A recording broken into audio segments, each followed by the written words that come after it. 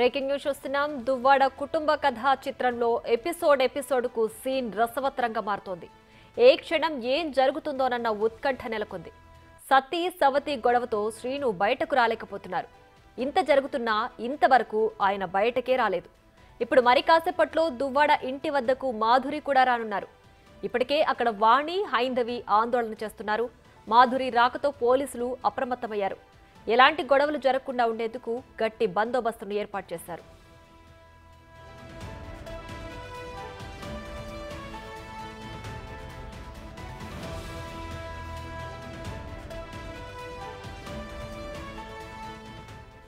మరోవైపు దువ్వాడ శ్రీనుపై గౌడ సంఘాలు మండిపడుతున్నాయి. జాతిని కించపరిచేలా మాట్లాడారంటూ ఆగ్రహం వ్యక్తం చేస్తున్నారు.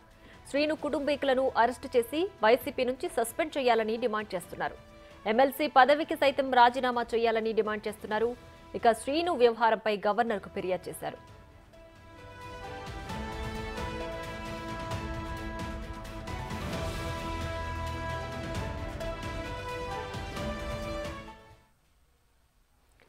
ఇక మరింత సమాచారం మా ప్రతినిధి రాజు లైవ్ లో అందించడానికి సిద్ధంగా ఉన్నారు. రాజు, చెప్పండి, దువ్వాడ శ్రీను, వాణి ఈ గొడవ ప్రస్తుతానికి ఎంతవరకు వచ్చింది? మరి కాసేపట్లో మాధురి కూడా దువ్వాడ శ్రీను ఇంటి వద్దకు చేరుకోబోతున్నట్లుగా తెలుస్తోంది కదా, అక్కడ పరిస్థితి ఏ విధంగా ఉంది? దువ్వాడ వాణి, దువ్వాడ శ్రీనివాస్ ఇంటి దగ్గర చేస్తున్నటువంటి ఈ ఆందోళన అనేది మొత్తానికి 3 రోజులు పూర్తయింది. ఇది 4వ రోజులు కొనసాగుతున్నటువంటి పరిస్థితి కనిపిస్తుంది. అయితే ఇప్పటికే ఇంటి దగ్గర దువ్వాడ శ్రీను ఇంటి దగ్గర దువ్వాడ వాణి పెళ్ళిళ్ళు అందరూ కూడా వచ్చి ఆందోళన చేస్తున్నటువంటి పరిస్థితి ఉంది. కానీ దీనిలో ముఖ్యంగా ఇప్పుడు ఒక కొత్తది తెర మీదకి వచ్చినటువంటి పరిస్థితి ఉంది. అటు విశాఖపట్నంలో ఇప్పటికే గౌడ సంఘాలు అయితే ఒక ప్రెస్ మీట్ పెట్టి మరి ఆ చర్యలు చేపట్టాలి దువ్వాడ శ్రీను మీదని ఆందోళన దిగినటువంటి పరిస్థితి ఉంది. ఎందుకంటే గౌడ సంఘాలకు సంబంధించి ముఖ్యంగా దువ్వాడ శ్రీను పెద్దల్లుడు గౌడ కమ్యూనిటీకి సంబంధించినటువంటి వ్యక్తి అని, అతనికి మా కులానికి సంబంధించినటువంటి వ్యక్తి కాదు, తక్కువ కులానికి సంబంధించినటువంటి వ్యక్తి అని కించపరిచినటువంటి వ్యాఖ్యలు చేసినటువంటి నేపథ్యంలో ప్రస్తుతం విశాఖలో గౌడ సంఘాలకు సంబంధించినటువంటి నాయకులు ఒక సమావేశాన్ని ఏర్పాటు చేసి దీన్ని తీవ్రంగా ఖండించినటువంటి పరిస్థితి కనిపిస్తుంది. మరోపక్క దువ్వాడ వాణి సంబంధించి కూడా ఒక డిమాండ్ అయితే తెర మీదకి వచ్చినటువంటి పరిస్థితి ఉంది. అంటే ఇంత ఉదంతం జరుగుతుంది, ఇంత రాద్ధాంతం జరుగుతుంది. ఒక పక్కన దువ్వాడ శ్రీను, దువ్వాడ వాణి మధ్యలో ఇక ఉన్నటువంటి మాధురి ఈ ఎపిసోడ్కి సంబంధించి చూస్తున్నటువంటి వైసీపీ అధిష్టానం ఎందుకు రెస్పాండ్ కావట్లేదు, దువ్వాడ శ్రీను విషయంలో ఎందుకు చర్యలు చేపట్టట్లేదు, దువ్వాడ శ్రీను ప్రస్తుతం ఎమ్మెల్సీగా కొనసాగుతున్నాడు, ఎందుకు దీని మీద నిర్ణయం చేపట్టట్లేదు, నిన్న మొన్నటి వరకు ఎన్నికలకు సంబంధించి పవన్ కళ్యాణ్ 3 పెళ్లిళ్ల వ్యవహారాన్ని దువ్వాడ శ్రీను తెర మీదకి తీసుకురావడం, పదే పదే ఇదే విషయాన్ని ప్రస్తావించినటువంటి పరిస్థితి అయితే ఉంది. మా పవన్ కళ్యాణ్ 3 పెళ్లిళ్ళు చేసుకున్నాడు, ఆ పెళ్లిళ్ళకి సంబంధించి ఎట్లాంటి లెక్కలు ఉన్నాయి, లేకపోతే ఎందుకు ఒకళ్ళొకళ్ళని వదులుకుంటూ వచ్చి పెళ్లి చేసుకున్నాడు, ఎవరికి న్యాయం చేయనటువంటి పవన్ కళ్యాణ్ ఎందుకు ఈ విధమైనటువంటి వ్యవహరించాడని తీవ్ర స్థాయిలో వైసీపీ నుంచి విమర్శలు చేసుకుంటూ వచ్చినటువంటి పరిస్థితి ఉంది. వైసీపీ నాయకులు ముఖ్యంగా జగన్మోహన్ రెడ్డి కూడా ఇదే విధమైనటువంటి విమర్శలు చేసుకుంటూ వచ్చినటువంటి పరిస్థితి కనిపిస్తుంది. కానీ వ్యవహారం నడుస్తున్న కొద్దీ పవన్ కళ్యాణ్ మీద ఇన్ని విమర్శలు చేసినటువంటి అటు జగన్మోహన్ రెడ్డి కానీ వైసీపీ నాయకులు కానీ దువ్వాడ శ్రీనివాస్ విషయానికి వచ్చేసరికి ఎందుకు సైలెంట్ అయిపోయారు అనేది మాత్రం ఎవరికి అర్థం కానటువంటి విషయంగా కనిపిస్తుంది. దువ్వాడ శ్రీను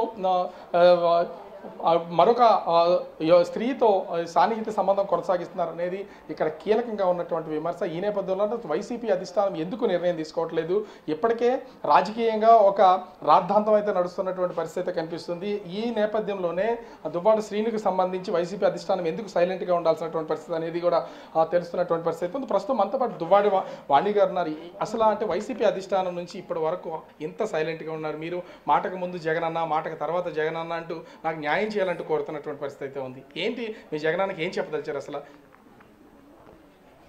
ఇది రోడ్డు మీదకి మరి పార్టీ ఏమో ఆలోచిస్తుందో, మరి ఈయనేం పార్టీకి చెప్తున్నారు, ఫ్యామిలీ మ్యాటరు అని ఆలోచిస్తున్నారు. ఎందుకంటే ఇప్పుడు పార్టీ కూడా కొద్దిగా ఇబ్బందుల్లో ఉంది కాబట్టి దీని మీద పార్టీ కూడా దూరకూడదని ఆలోచిస్తుందో, ఫ్యామిలీ మ్యాటర్ కాబట్టి. కానీ ఇప్పటికీ ఎమ్మెల్సీగా ఉన్నారు దువ్వాడ శ్రీను, కానీ ఖచ్చితంగా అది పార్టీ మీద ప్రభావం చూపించే అవకాశం కూడా ఉంటుంది కదా. మరి పార్టీ ఏదో ఒక నిర్ణయం తీసుకోవడమో, సంజయ్ అడగడమో చేయాలి, అట్లాంటిది ఏమన్నా మీరు కోరుతున్నారు అసలు?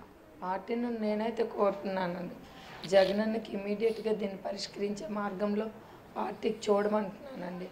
పార్టీ దూరి శ్రీను గారికి ఇమీడియట్గా క్లియర్ చేసుకోవాలని చెప్పాలనేది కూడా నేను జగనన్నకి నా రిక్వెస్ట్గా చెప్తున్నాను. అంటే ఇది పదే పదే ప్రస్తావిస్తున్న విషయం కాకపోయినా ఒక పక్క దువ్వాడ శ్రీను దువ్వాడ వాణి మధ్యలో వచ్చినటువంటి మాదిరి ఈ విషయం ఎందుకంటే ఇది కుటుంబ విషయం ఇప్పుడు రోడ్డు మీదకి వచ్చినటువంటి పరిస్థితి. ఎన్నికల్లో అటు మీ పార్టీకి సంబంధించిన వాళ్ళు కానీ దువ్వాడ శ్రీను గారు కానీ ప్రతి ఒక్కరు పవన్ కళ్యాణ్ ప్రస్తావించారు. పవన్ కళ్యాణ్ పెళ్లిళ్ళ విషయంలో రకరకాలుగా మాట్లాడారు. ఇప్పుడు కూడా అదే జరుగుతున్నటువంటిది, అదే విమర్శ కూడా ఉంది. మరి ఈయనకి ఇప్పుడు ఎమ్మెల్సీగా ఉన్నాడు, ఒక ప్రజాప్రతినిధిగా ఉన్నటువంటి వ్యక్తి, ఈ మీద దువ్వాడ శ్రీను మీద ఎట్లాంటి చర్యలు చేపట్టాలని ఏమైనా డిమాండ్ ఏమైనా ఉందా మీకు? నాకు నచ్చదు సార్. అవి వ్యక్తిగతంగా ఎవరిని ఏ పార్టీలో మనం ఎలాగున్ని రాజకీయాల్లో ఎలాగైపోయింది అని అంటే నిలకడలేని పద్ధతి అయిపోయింది. ఈరోజు ఒకరు వైసీపీలో ఉంటారు, ఈరోజు జగనన్నకి దేవుడని పొగుడుతారు, మళ్ళీ వాళ్ళు ఇంకొక పార్టీకి వెళ్తారు.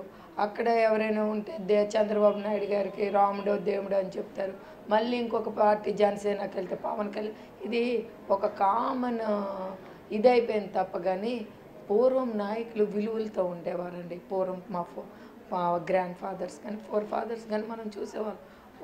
ఒకే పార్టీలోనే చాలా సంవత్సరాలు కొనసాగుతూ పార్టీలు మారడం అంటే ఆచితూచి ఆలోచించి మారేవారు. ఇదేంటంటే ఒక కామన్ దీనిలాగా అయిపోయి ఇష్టానుసారం వ్యక్తిగతంగా విమర్శలు. మీరు కూడా వైసీపీకి సంబంధించి మొదటి నుంచి పార్టీలో ఉన్నారు, కొంతకాలం టెక్కల్ నియోజకవర్గానికి ఇన్ఛార్జ్గా కూడా ఉన్నటువంటి పరిస్థితి అయితే ఉంది. ఇప్పుడు చూస్తే శ్రీను గారు ఎమ్మెల్సీగా ఉన్నటువంటి పరిస్థితి, ఎన్నికల్లో కూడా పోటీ చేసి ఓటమి చెందారు. దీని తర్వాత అంటే ప్రతి ఒక్కళ్ళ మీద రాజకీయాల్లోకి వచ్చేసరికి వ్యక్తిగత జీవితం వేరు, రాజకీయ వేరు అంటారు. ఇట్లాంటి పరిస్థితుల్లో రాజకీయ నాయకుడు అంటేనే వ్యక్తిగత జీవితం అయినా ఏదైనా సరే బయటే ఉంటుంది. మరి ఈయన చేస్తున్నటువంటి ఈ వ్యవహారానికి సంబంధించి అంటే పార్టీకి ఏమైనా డ్యామేజ్ జరుగుతుందని మీ వైసీపీ అధిష్టానం ఏ నిర్ణయం తీసుకోలేకపోతుంది అనుకుంటున్నారా మీరు? రాజకీయంగా పోటీ చేసిన చిన్నపాటి వార్డు మెంబర్ అవని, సర్పంచ్ అవని, పెద్ద స్థాయి ముఖ్యమంత్రులు అవని, ఎమ్మెల్యేలు అవని, మినిస్టర్లు అవని, ఎమ్మెల్సీలు అవని, మనది ప్రైవేట్ లైఫ్ అనేది మాత్రం దయచేసి ఎవరు అనుకోకూడదండి. ఖచ్చితంగా వాళ్ళ పద్ధతిగా నడిస్తే మన అనుకునే సమాజం కానీ పబ్లిక్ కానీ మనకు నమ్ముకునే నాయకులు కానీ లీడర్స్ కానీ ఎవరైనా పద్ధతిగా ఉంటారు. కానీ మనం పద్ధతిగా లేకన్నా మన వ్యవహారం కరెక్ట్గా లేకన్నా ఎదుటి వాళ్ళకి కామెంట్ చేసే రైటు లేదు.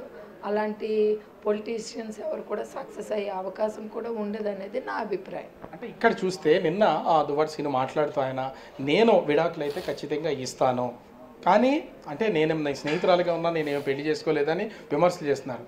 అంటే ఇంతకుముందు ఉన్నటువంటి రాజకీయాలకు సంబంధించి రాజకీయ నాయకుల మీద పవన్ కళ్యాణ్ మీద చేసినటువంటి విమర్శలు కనుక మనం ఒకసారి చూస్తే ఆ విధంగా చేయొచ్చా? పవన్ కళ్యాణ్ ఎట్లాంటి పరిస్థితుల్లో విడాకులు ఇచ్చాడో నాకు ఇప్పుడు అర్థమవుతుంది, నేను 30 ఏళ్ళకి అనుభవిస్తున్నాననే విమర్శ మీ మీదే చేశాడు దువ్వాడ శ్రీను గారు. ఏం చెప్తారు దీన్ని? ఏది పడుతుంది అది మాట్లాడడం.